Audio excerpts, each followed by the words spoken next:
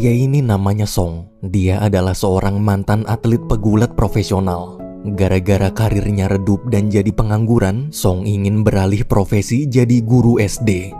Pagi itu dengan semangat, Song datang melamar ke sekolah. Sayangnya waktu interview, kepala sekolah bilang di sini lowongan guru udah penuh. Kalau mau Song bisa ngajar di salah satu cabang sekolah yang lokasinya mengapung di tengah danau. Warga setempat menyebutnya rumah kapal. Mendengar itu, karena butuh banget kerjaan, Song pun bersedia.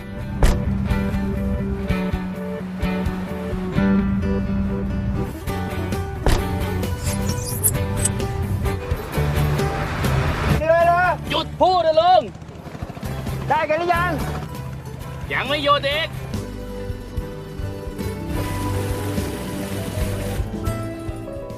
Setelah menempuh 6 jam perjalanan, pagi-pagi Song akhirnya sampai di rumah kapal. Di hari pertamanya ngajar, sebelum murid-murid datang, biar pede Song latihan dulu. Selesai latihan, padahal udah nunggu berjam-jam lamanya, tapi para murid belum juga datang. Karena bosen, Song iseng nyoba naik perahu. Pas mau jalan, gara-gara kepleset, tangan Song patah. Esok paginya, karena kemarin gak ada satupun murid datang, Song nanya ke ibu-ibu warga setempat yang kebetulan lewat naik perahu. Si ibu memberitahu mayoritas warga di sini nelayan, jadi anak-anak lebih memilih membantu orang tua mencari ikan daripada sekolah. Kalau mau mereka sekolah, Song harus membujuk anak-anak satu persatu. Mendengar itu, Song pun minta tolong diantarkan keliling rumah warga naik perahu.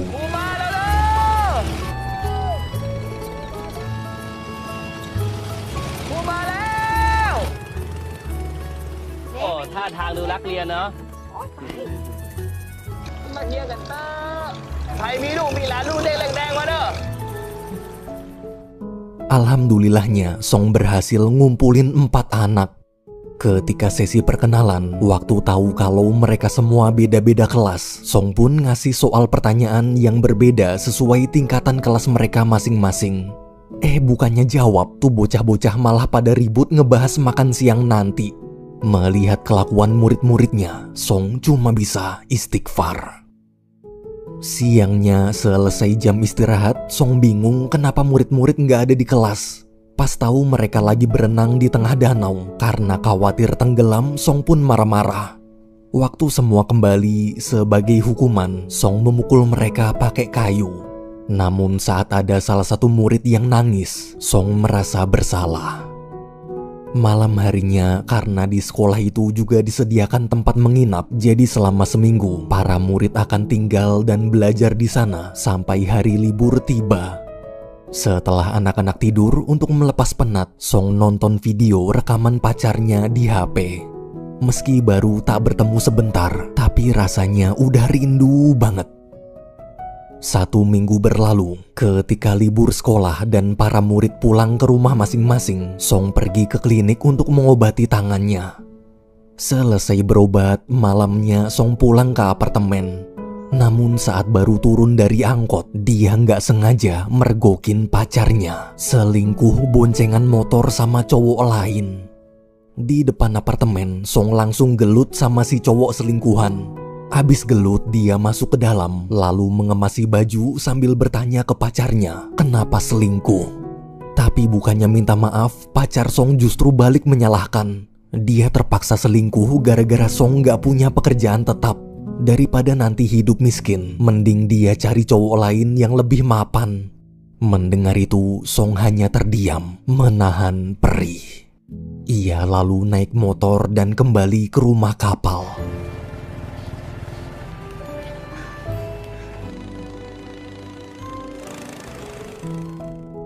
Di rumah kapal setelah putus, Song galau parah. Di tengah kesedihan, dia melihat ada buku diari di atas papan tulis.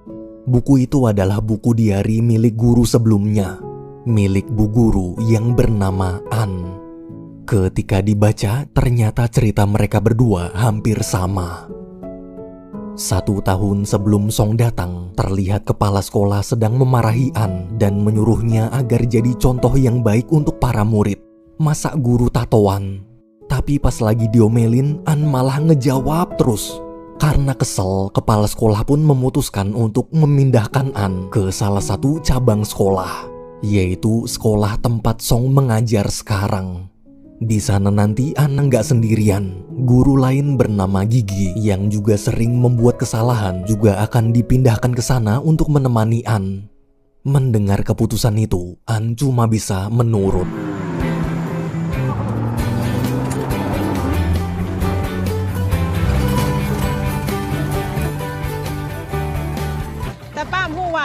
ปีนึงอะครู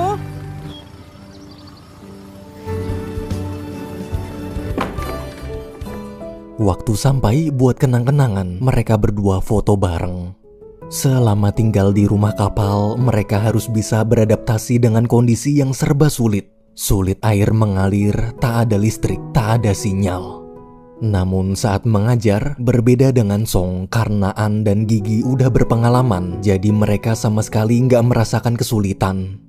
Minggu demi minggu berlalu hingga suatu hari, gara-gara terkena infeksi kulit, An harus berobat ke klinik.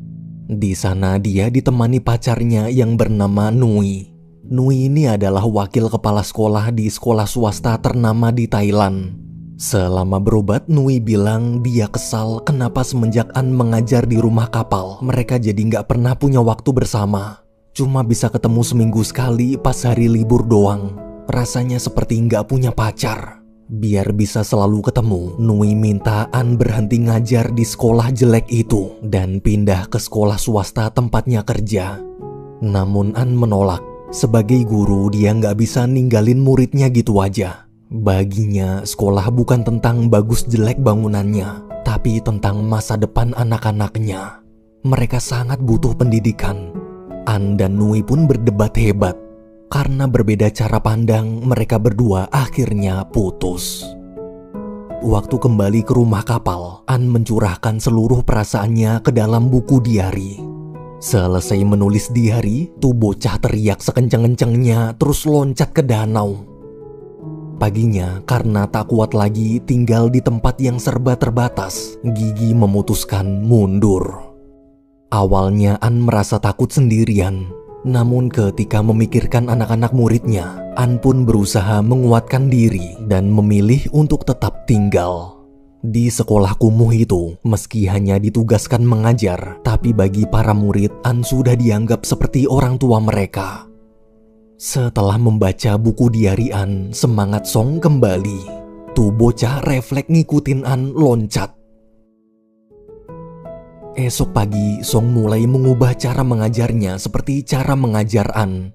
Di tengah pelajaran, pas semua lagi asik, tiba-tiba ada ular masuk. ขอขวดของ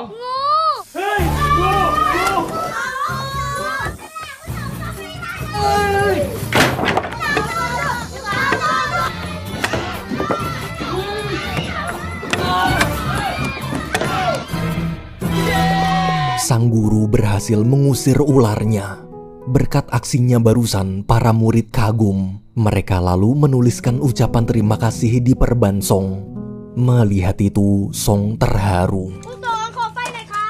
เฮ้ยหมึกจะกินไข่ดิบกับขี้แตกกูสองมันน่าไม่จบใส่ซีอิ๊วด้วยหมึก จะพูดก่อนปังจบแล้ว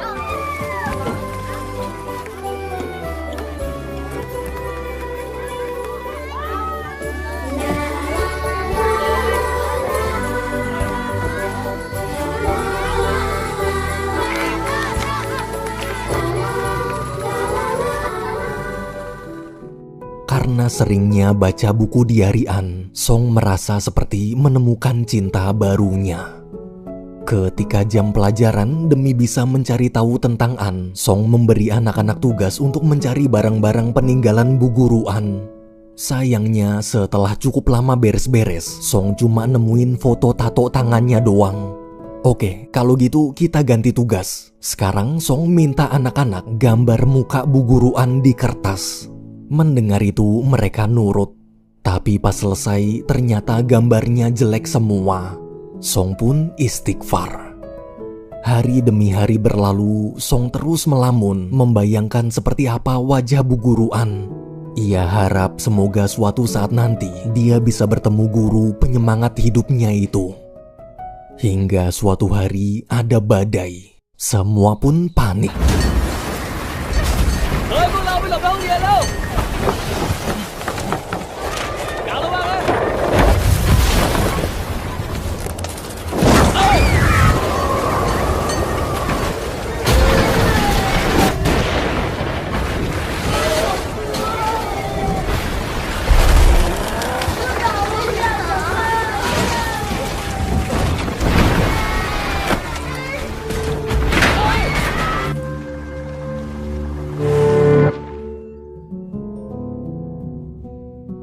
Setelah badai berakhir, meski berhasil menyelamatkan buku diari An, tapi Song kaget ternyata atap sekolahnya porak-poranda. Di tengah kesedihan, waktu sedang menjemur robekan kertas diari, Song melihat kalimat motivasi An bertuliskan, apapun yang terjadi, kita nggak boleh menyerah. Seketika semangat Song kembali. Ia lalu mulai memperbaiki atap sekolah.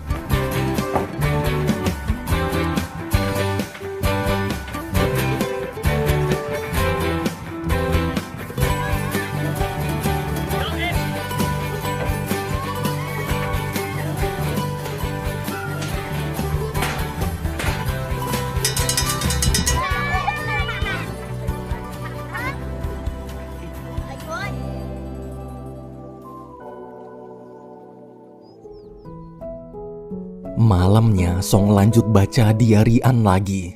Dalam diarinya, An cerita tentang seorang murid bernama Chon. Dulu waktu An sedang mengajar, Chon curhat dia nggak suka pelajaran matematika.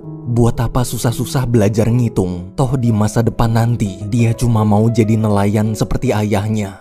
Dia juga nggak tahu mau lanjut sekolah apa enggak. An pun mencoba menasehati, Chon masih muda, jangan terlalu cepat menentukan pilihan. Masih banyak pilihan cita-cita yang bisa diraih. Bisa jadi dokter, insinyur, dan masih banyak lagi profesi hebat lainnya. Profesi nelayan juga hebat. Tapi An hanya ingin Chon memilih masa depannya sendiri, bukan mengikuti profesi orang tua.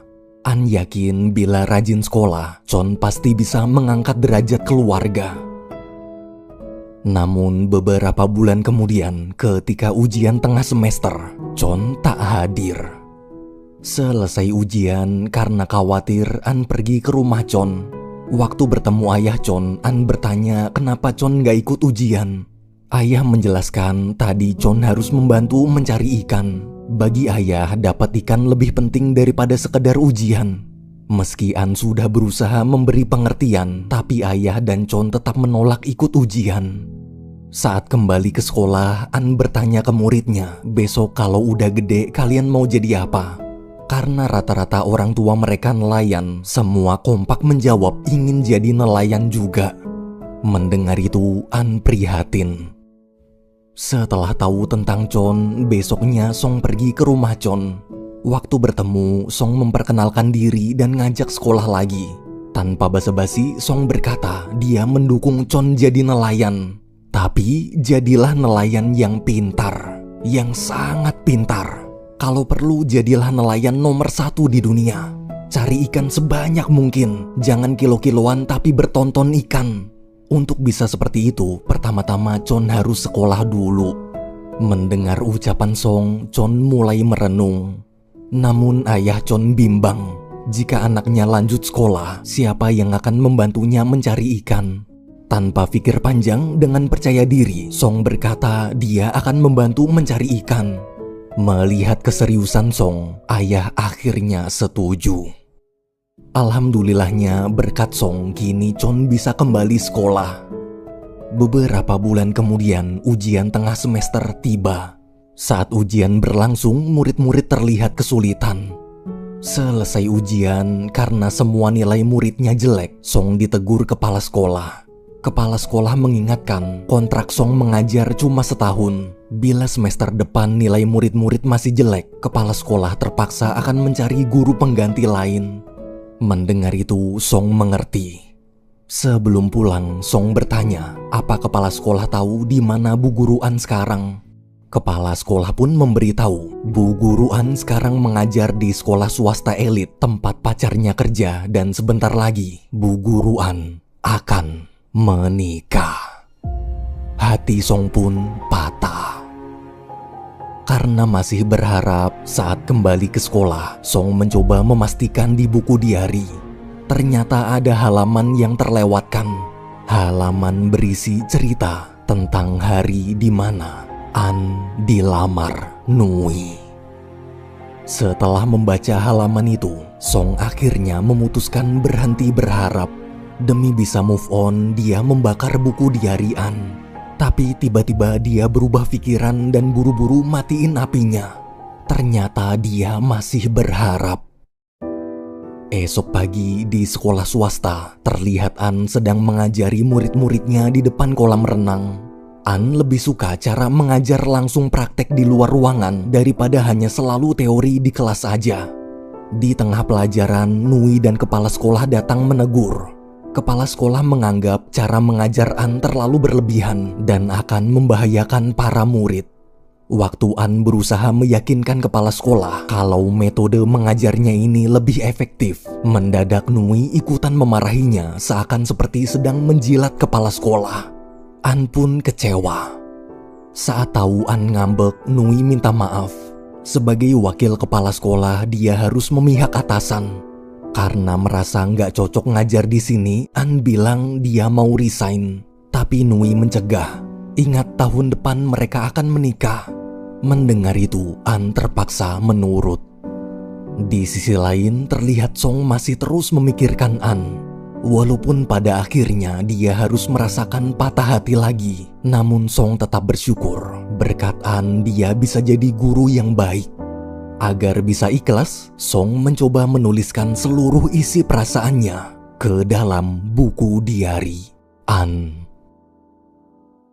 6 bulan berlalu, ketika An ingin memulai ujian akhir semester, tiba-tiba ada wanita hamil datang menemuinya.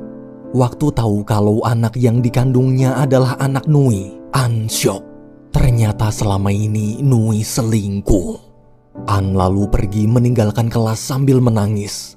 Melihat An, Nui mencoba menjelaskan panjang lebar, tapi An gak mau dengar. Detik itu juga hubungan mereka berdua putus. 1 bulan kemudian setelah resign, karena kepikiran murid-murid di rumah kapal, An menemui kepala sekolah lalu memohon agar diizinkan mengajar di sana lagi. Dengan senang hati, kepala sekolah mengizinkan. Kebetulan Pak Guru Song juga baru aja resign di akhir semester kemarin, jadi posisi guru di sekolah rumah kapal sekarang kosong. Mendengar itu, An lega. Di hari pertama masuk sekolah, pas tahu Bu Guru An ngajar lagi, para murid senang dan langsung memeluknya. Ketika melihat Chon juga datang, An kaget. Waktu sedang mengukur tinggi anak-anak, saat giliran Chon, An bertanya kenapa mau sekolah lagi. Chon pun cerita panjang lebar tentang kisah perjuangan Pak Guru Song demi mengajaknya sekolah. Mendengar cerita Chon, An mulai penasaran dengan Song. Selesai mengajar, An gak sengaja nemu buku diarinya di atas papan tulis. Waktu dibuka ada tulisan Song di sana. Dalam diari itu, Song cerita tentang kisahnya selama mengajar di rumah kapal. Dari mulai patah hati sampai dia bisa jadi guru yang baik. Semuanya berkat motivasi dari Bu Guru An. Bu Guru yang tak akan pernah bisa dia miliki. Membaca ungkapan cinta Song, hati An berbunga-bunga. แล้วก็การคิดถึงครูแอน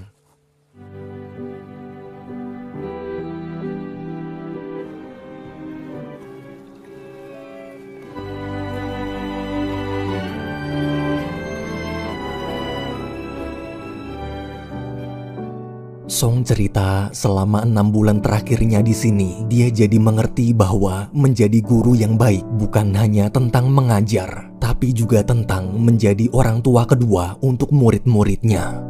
Meski pengalaman hidupnya terbatas, namun Song berusaha keras mengajari anak-anak banyak hal, seperti memberitahu mereka bagaimana rasanya naik kereta.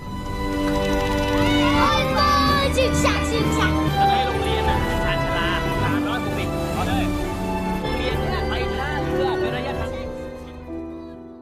Di ujian akhir semester, waktu tahu Chon gak lulus, Song merasa bersalah.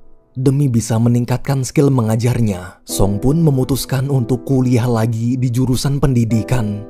Saat ingin mengundurkan diri, awalnya Song khawatir dengan nasib murid-muridnya. Meski berat banget harus meninggalkan mereka, namun jika ingin menjadi guru yang lebih baik, dia tetap butuh kuliah. Setelah membaca semua cerita Song, An ikut senang. Beberapa bulan kemudian, ketika ujian tengah semester selesai, An dipanggil kepala sekolah. Kepala sekolah memuji karena nilai muridnya bagus-bagus. Di tengah obrolan, An yang penasaran iseng nanya alamat Pak Guru Song. Kepala sekolah pun memberikan berkas data diri yang masih dia simpan. Saat melihat foto Song, An tersenyum. Dia lalu pergi ke alamat Song. Namun sayang, ternyata nomornya tak bisa dihubungi dan alamat apartemennya juga sudah pindah. Hari demi hari berlalu karena selalu membaca tulisan Song, An mulai jatuh hati.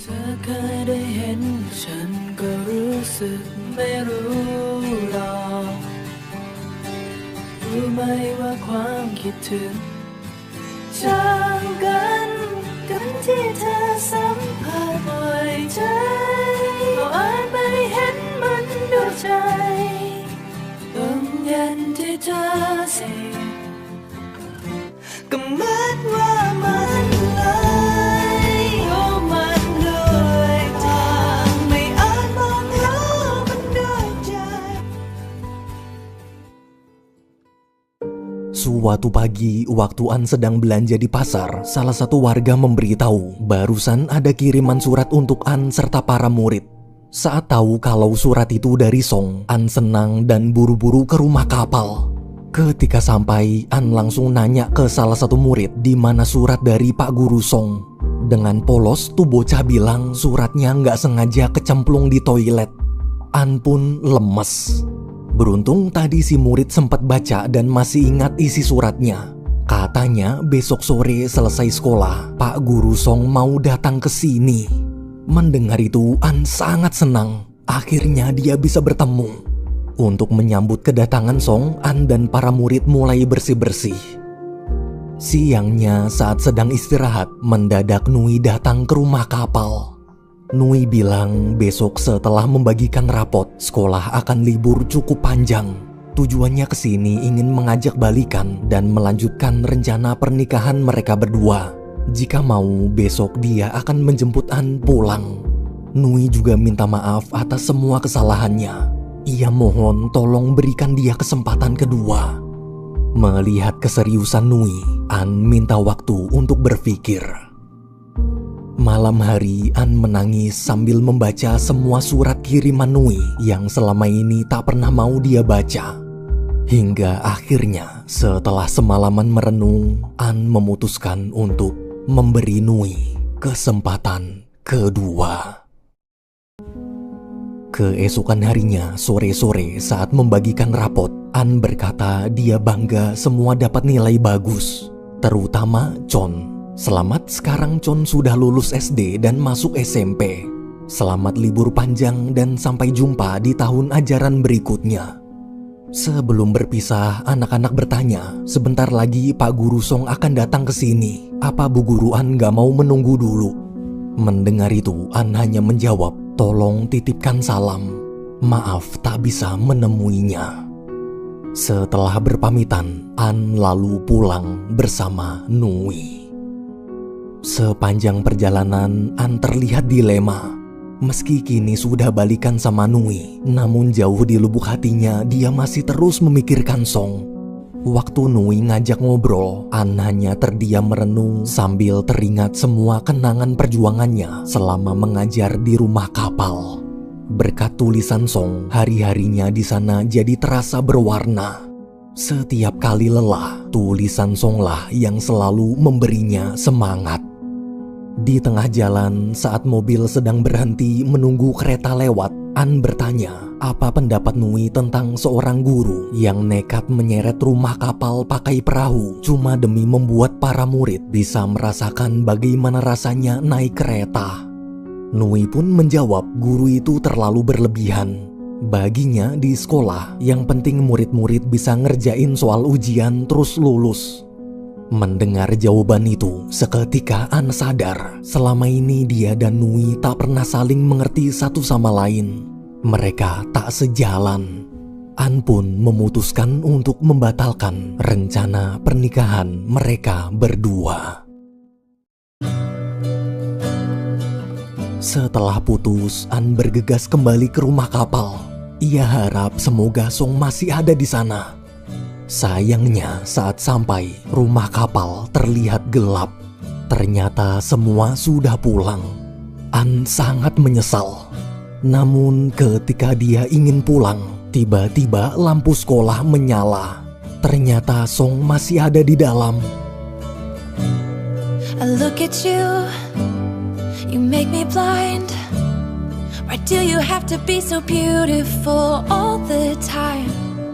I know I can't be with you.